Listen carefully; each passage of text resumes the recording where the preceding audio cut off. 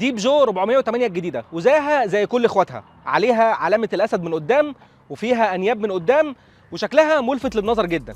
بس على عكس كل اخواتها دي اجمل واسرع واروش واغلى عربيه بيجو انا جربتها في حياتي. والحقيقه ان كل اللي بيجرب العربيه دي بيعجب بيها. وفي الفيديو ده عايز اقول لك ايه سر اعجاب كل الناس بال 408.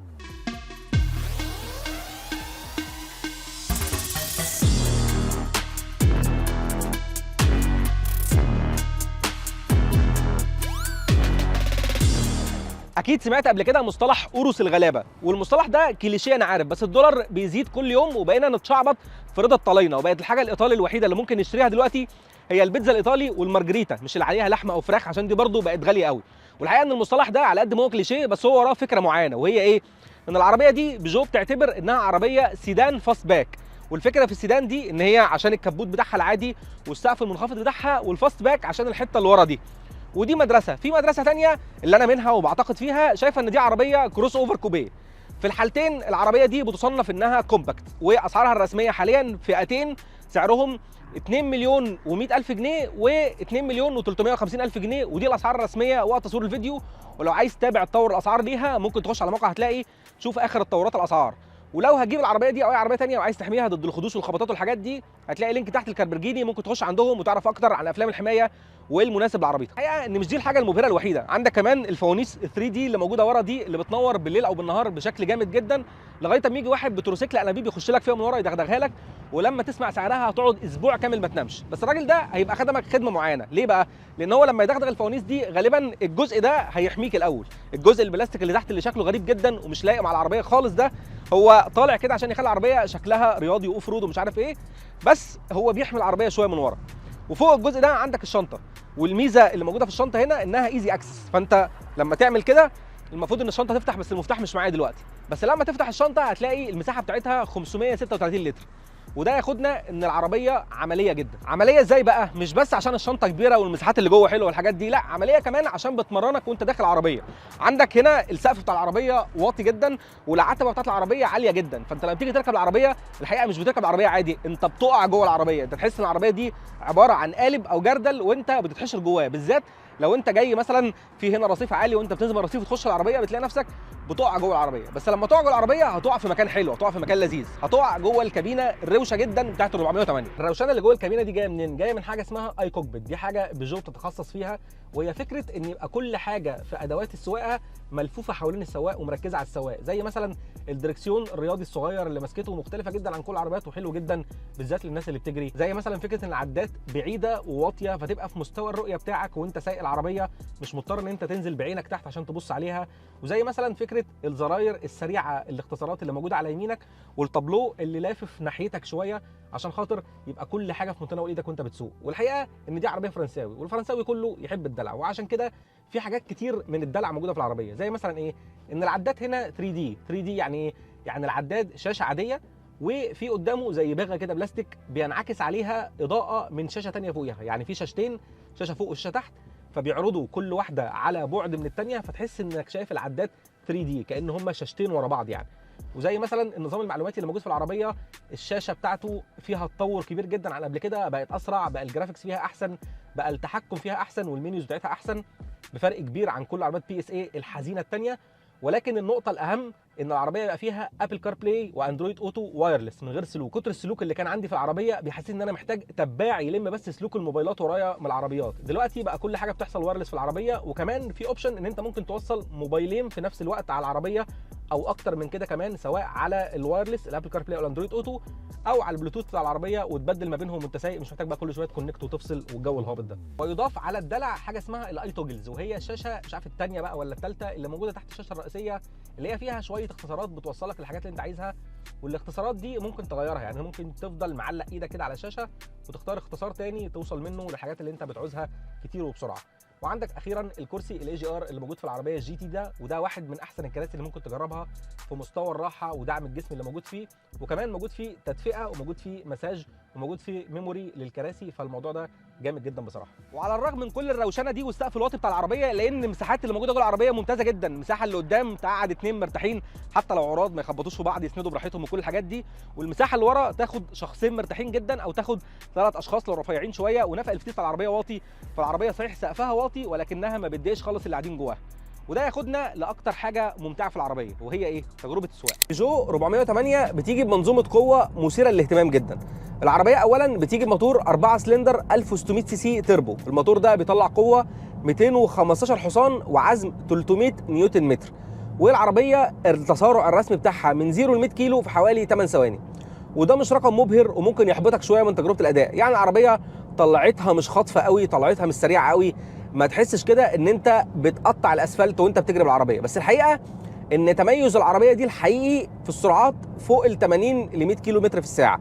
السرعات العاليه، العربيه دي ادائها في السرعات المتوسطه والسرعات العاليه احلى بكتير من ادائها تحت. الموتور عامه هتحس ان هو بيديك كامل الاداء بتاعه، والحته المريحه بتاعته اللي بيبدع فيها هي الحته بتاعت فوق ال 3 ار بي ام. تحت بتحس ان العربيه نوعا ما بتدي اداء كويس، العربيه تسرعها كويس قوي، ولكنها مش بالابهار بتاع فوق ال 200 حصان اللي انت متوقعه منها. تحس نوعا ما ان في خدعه كده في الموضوع، كانك مثلا اتحجز لك سويت في فندق في سيوه واتقال لك ان دي اكتر تجربه شاعريه في العالم، وبعدين تكتشف في الاخر ان هو الكهرباء بتقطع هناك اصلا. فهي تجربه شاعريه عشان انت بتقطع الشمع. انت لو انت سواقتك جوه البلد وبتحب التسارع السريع جوه البلد والحاجات دي، العربيه هتأدي معاك، بس مش هتديك اكتر تجربه مبهره في الدنيا. التجربه المبهره الحقيقيه لو انت بتحب السفر، لو انت بتحب السفر وبتسافر كتير بالعربيه دي، فالسرعات بتاعت ال 160 170 فما فوق واكتر من كده هتلاقيها مميزه قوي في العربيه دي. والحقيقه ان السرعه القصوى في العربيه ليها ارقام كتير، يعني هتلاقي في مصادر بتقول 210 ومصادر بتقول 220 كم في الساعه، ولكن انا من تجربتي الواقعيه العربيه دي لغايه 220 225 اكتر من كده كمان. العربيه فيها نفس انها تجيب معاك حتى وانت محمل، حتى وانت طاير والدنيا بتولع معاك. وزي ان القوه مش اي حاجه والتسارع مش اي حاجه، فالفرامل كمان مهمه. والفرامل في العربيه دي ممتازه جدا ومتماشيه جدا مع الاداء بتاعها. العربيه اللي كنت بجربها كان بس فيها حته ان الفرامل بتصفر بشكل واضح، ولاحظت ان في كتير من الملاك بيتكلموا على الحته دي، ولكن في عاده موضوع الصفاره ده اللي غالبا جايه من تيل الفرامل الصديق للبيئه، ومعرفش موضوع صداقه البيئه ده هيودينا لغايه فين وهل هو مؤثر فعلا ولا لا يعني. بس فيما دون ذلك اداء الفرامل هايل جدا في العربيه، حتى على السرعات العاليه، وحتى وانت محمل وزن تقيل في العربيه ما عندهاش اي مشكله خالص انها تفرمل من اي سرعه في مسافه قليله وفي وقت زمني قليل. والحقيقه ان فيما دون موضوع الفرامل ده، لو انت ماشي على الطريق السريع هتاخد بالك كويس قوي هي ليه بيجو بتقول على العربيه دي انها عربيه سيدان. العربيه دي مستوى الثبات فيها هايل، سواء على السرعات المتوسطه على السرعات العاليه. قدره العربيه نفسها انها تدخل منورات سريعه بمنتهى التماسك 10 على 10 ونجمه. العربيه قدرتها انها تخش ملفات سريعه وتفضل متماسكه وتحافظ على مسارها في الملفات السريعه دي ممتازه. ممكن تخش ملفات ضيقه على الطرق السريعه على 120 140 عادي جدا. ممكن تخش ملفات واسعه وكبيره على سرعات كتير قوي اخاف ان انا اقولها بصراحه في الفيديو يعني. لكن العربيه عامه التوجيه بتاعها ممتاز، بيروح مكان ما انت عايز بالظبط. الاندر ستير فيها اقل ما يمكن. العربيه ادائها على السرعات في مستوى الثبات بتاعها ومستوى التوازن بتاعها وكل حاجه ممكن تتقال حلوه في الحته دي ممتاز بصراحه. ما عنديش اي تعليق سلبي على الحته دي، حتى لمرحله ان انت لما بتيجي تعدي من عربيات كبيره اتوبيسات او عربيات نقل على السرعات العاليه ما بتحسش بتاثر العربيه دي بالهواء الشديد اللي جاي من العربيات الثانيه دي خالص. ولو عربيه كبيره عدت منك على الطريق ما بتحسش برضه العربيه بتفقد تماسكها حتى لو في رياح جانبيه. بص يعني الحته دي فيها شعر كتير ممكن يتقال، فخلينا نكتفي بهذا القدر. العربيه دي 10 على 10 في نقطه الثبات والمناورات وقدرتها على دخول الملفات. والحته دي عاده بتيجي باكج واحده كده، مع ان العربيه تبقى ناشفه ومش مريحه ونقول معلش ونيجي على نفسنا عشان العربيه ثابته. بس هنا مش كده خالص، العربيه مريحه الى حد كبير جدا سواء على سرعات قليله او سرعات عاليه. العربيه بتمتص عيوب الطريق بشكل كويس جدا. مفيش مره هتاخد حفره او هتاخد بلاعه وانت بقى ناتش نفسك ورافع نفسك عن الكرسي وحاسس انك هتاخد واحده في ظهرك هتعلم فيك لغايه اخر الاسبوع، الا لما هتلاقي الموضوع عدى عادي خالص والعربيه تقبلت الموضوع وشالت عنك الحمل ده. فبرضو على قد ما هي ثابته جدا على قد ما هي مش ناشفه خالص، بالعكس هي مريحه الى حد كبير جدا في ادائها حتى على السرعات العاليه اللي هو المفروض يبقى العربيه فيها محمله ومضغوطه وبتاع، ولو خدت حاجه جامده بتاثر فيها جامد. حتى مع مطبات الهواء اللي العربيات عاده بتنط فيها، العربيه متماسكه جدا في الحته دي. وبما اننا قلنا شعر في موضوع الاداء، فممكن نيجي لحاجه فيها نقطه سلبيه شويه وهي نقطه الامان. العربيه دي في تقييمات الامان بتاعه الانكاب الاختبارات الاوروبيه واخده 4 نجوم من 5 نجوم. والحقيقه ان انا دعبست ورا الموضوع ده واكتشفت ان هو بسببين. اول سبب فيهم ان العربيه اداء الاكتيف سيفتي فيها او الامان النشط فيها قليل، وده اصلا حاجه ما يعتدش بيها في مصر. ليه بقى؟ لان احنا في مصر اتحرمنا من كل الامان النشط اللي موجود في العربيه. العربيه ما فيش فيها اي نظام من انظمه الامان النشط، البلايند سبوت بتاع المرايات، الاوتو بريكنج او الامرجنسي بريكنج، الفرامل الطوارئ، اللين كيب اسيست، كل الحاجات دي مش موجوده على العربيه للاسف، ودي حاجه تزعل وتضايق، وكان نفسي انها تكون موجوده فيها لانها عربيه متكامله الى حد كبير، فكانت محتاجه الاكتيف سيفتي. الحاجه الثانيه اللي خلتهم ادوها 4 نجوم هو ان في الاصابات الجانبيه وفي الاصابات الاماميه التقييم بتاعها للبالغين بالذات اللي قدام مش كويس قوي. يعني مثلا في الاصابات او في التصادمات الفول فرونتال اللي هي واخده المقدمه كلها بتاعت العربيه، كان في شويه اصابات في الصدر بالنسبه للدامز اللي كانوا بيستخدموها، وفي التصادمات الجانبيه كان في مشكله ان الاثنين اللي قاعدين قدام بيخبطوا ببعض عشان ما فيش ايرباج في النص، فده السبب انها خدت 4 نجوم بدل 5 نجوم، ودي على جنب. الحاجه الثانيه بقى هو ان العربيه الفئتين اللي بينزلوا فيها في مصر فيهم نفس تجهيزات الامان، ودي حاجه ممتازه من بيجو. اول حاجه فيهم 6 ايرباجز، وفيهم بقى كل انظمه الامان المساعده اللي احنا معتادين عليها، الاي بي اس والاي بي دي والثبات الالكتروني وكل الحاجات الجميله اللطيفه دي موجوده في الفئتين كاملين. فدي نقطه ايجابيه. ونقطه سلبيه برضو حته ان مفيش اكتيف سيفتي في العربيه، كان نفسي يكون موجود. انا متفاهم ان هو اتشال من العربيه عشان غالبا كان هيرفع سعر العربيه لرقم السوق مش هتقبله، ولو ان دلوقتي السوق مش متقبل اي اسعار، بس في الاخر جت من غيرها. طيب بالنسبه لاحساسك وانت سايق العربيه، في كذا حاجه عايز اقول لك عليها. اول حاجه فيهم ان العربيه زي ما قلت لك هي مريحه، بس الراحه دي مش بس جايه من نظام التعليق في العربيه.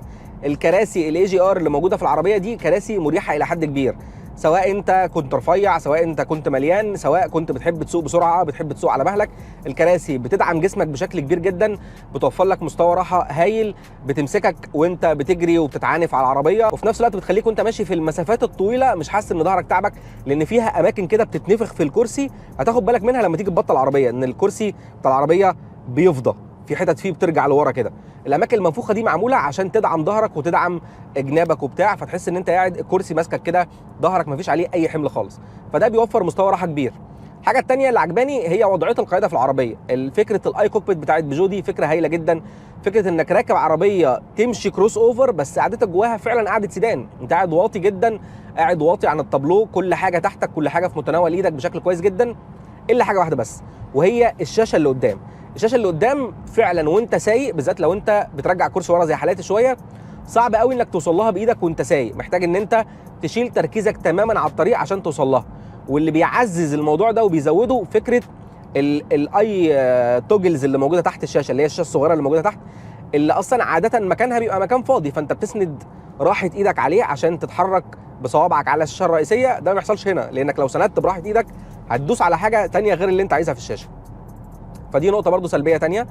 النقطه اللي بعد كده هي حته ان انت لو انت قاعد عالي شويه عشان تنزل الدركسيون لتحت وتشوف العدات من فوق، والموضوع صعب شويه، فدايما في جزء من العدادات طاير معاك وانت سايق، فدي نقطه سلبيه ثانيه. والعدات نفسها انا من رايي انها صغيره او بعيده شويه، كانت محتاجه تكون اكبر من كده، او التصميم بتاعها محتاج يكون بيقدم المعلومات اللي موجوده بشكل مش زحمه قوي زي اللي موجود هنا، يعني يبقى فيها شويه تصميمات زياده تقدم حاجه فيها عدات كبيره، في حاجه مش عارف ايه. وبرده في حاجه مستفزه قوي ان في التصميم الرئيسي بتاعها الار بي ام مش مكتوب كام، يعني طول ما انت ماشي انت مش عارف انت ماشي على الار بي ام كام. لو انت بقى من الناس المحسوكه اللي بتقعد تحسب ماشي على الار بي ام كام والعربيه مرتاحه ولا مش مرتاحه، هيبقى عندك مشكله كبيره في الحته دي. انا كنت ماشي متعصب بصراحه في الحته دي.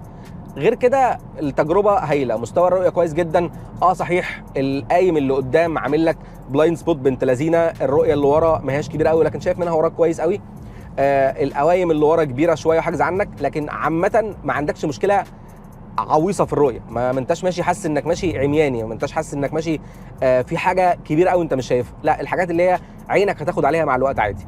واخيرا في بقى كمان اداء التكييف، واداء التكييف ده انا ما قدرتش اجربه بصراحه. ليه؟ لان احنا في عز الثلج والبرد اليومين دول، فكان صعب جدا ان انا اشغل التكييف، يعني محتاج البس كام بطانيه فوق بعضها عشان اقدر اجرب التكييف شغال كويس ولا لا، وبرده مش هينفع نجربه، فموضوع التكييف ده هنستثنيه المره دي خالص. ونيجي لعزل الصوت. عزل الصوت في العربيه دي نصه حلو جدا ونصه غريب جدا. نصه الحلو جدا ان العربيه عزل الصوت بتاعها للهواء الخارجي خصوصا وانت ماشي على السرعات العاليه يكاد يكون ما شفتوش في الفئه دي قبل كده.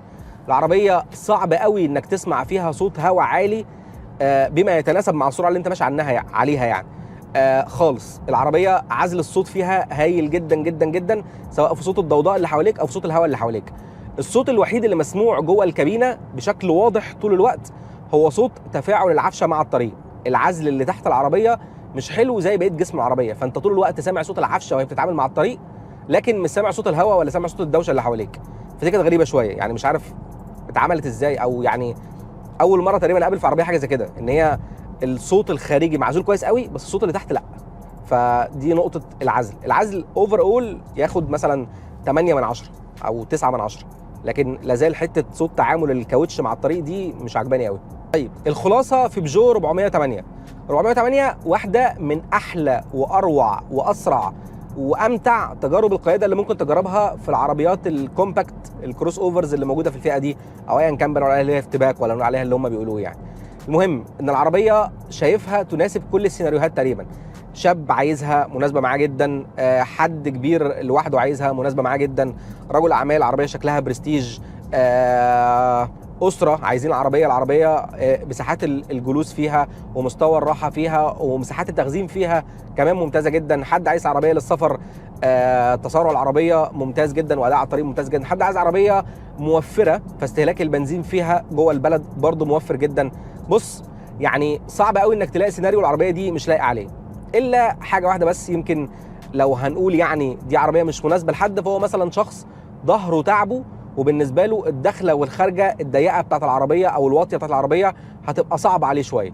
فيما دون ذلك مش شايف ان في حد العربيه دي ممكن ما تكونش مناسبه ليه. طيب ايه العائق الوحيد؟ طبعا هو السعر ومشاكل السوق اللي موجوده. مش بس السعر الرسمي بتاع العربيه، فكره انك اصلا مش هتلاقيها بالسعر الرسمي وهتضطر تجيبها بسعر اعلى من ده. فلو انت متقبل السعر وما عندكش مشاكل مع السعر، وطبعا كده كده الاسعار هتزيد مع الوقت، فتمام العربيه دي اختيار هايل جدا في الفئه دي. واللي بتقدمه على السعر الرسمي بتاعها ماليش دعوه باسعار السوق، يعتبر كويس قوي مقارنه باللي بيحصل في السوق. لكن الحقيقه بقى فيما دون قصه السعر دي، فالواحد حزين ان عربيات حلوه قوي زي العربيه دي جت في الوقت اللي احنا فيه ده ومش واخده فرصه كبيره انها تحقق مبيعات ضخمه في السوق وانها تنتشر وان كل الناس تركبها وتجربها، زي ما حصل مثلا مع اخواتها ال 3008 وال 508 قبل كده، ولانه برضه 508 ما لحقتش فرصتها قوي يعني. عربيه مميزه وممتازه، والجوانب السلبيه فيها اقل ما تكون. يعني ممكن نقول ان انا حفركت كتير عشان اطلع في العربيه عيوب من تجربه القياده، لان انا بصراحه كان عاجبني العربيه قوي. حاولت ان رايي الشخصي ما ياثرش على التجربه نفسها، لان انا حقيقي كنت معجب بالعربيه في كل تجربتها. بس كده اتمنى يكون الريفيو عجبكم، واتمنى تكونوا اتبسطتوا بالعربيه ال 408 لما شفتوها يعني. وقول لي كده برضو ايه رايكم في العربيه عامه بالنسبه لشكلها للمنافسين وبالنسبه لادائها للمنافسين، ولو انت بتفكر في حاجه في الفئه السعريه دي ممكن تبص على 408 ولا على حاجه ثانيه. ما تنسوش بقى تعملوا لايك وشير وتعملوا سبسكرايب للقناه بتاعتنا وتابعوا الاكونتات الثانيه عشان تشوفوا الكونتنت اللي احنا بننزله. سلام.